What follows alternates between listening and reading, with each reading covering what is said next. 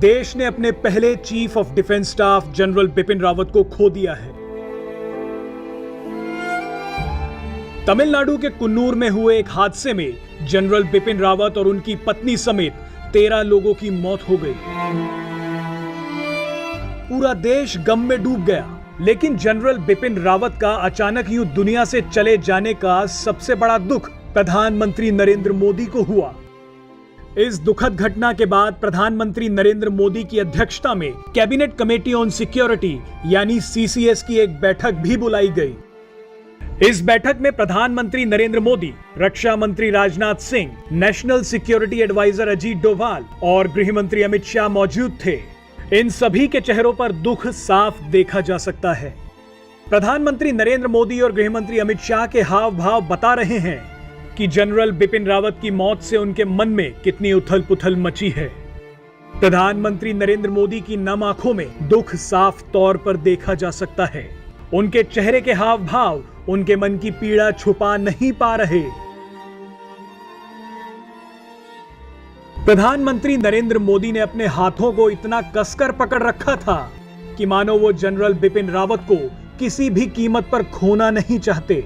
इस दर्दनाक हादसे की खबर मिलते ही प्रधानमंत्री नरेंद्र मोदी टूट गए थे।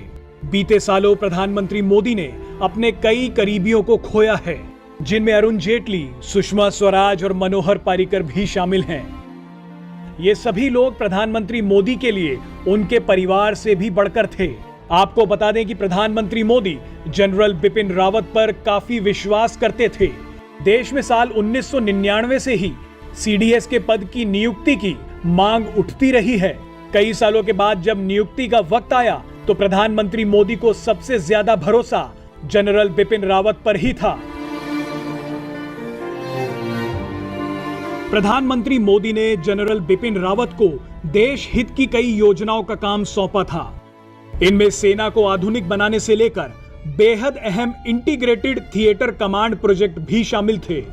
आर्मी के हथियारों को अपग्रेड करने के लिए स्ट्रेटेजिक पार्टनरशिप मॉडल पर जनरल बिपिन रावत की निगरानी में ही काम चल रहा था। जल, थल और वायु सेना के बेहतर समन्वय के लिए भी जनरल बिपिन रावत काम कर रहे थे। जनरल बिपिन रावत के यूं अचानक चले जाने के बाद अब प्रधानमंत्री मोदी को एक बड़ा झटका लगा है।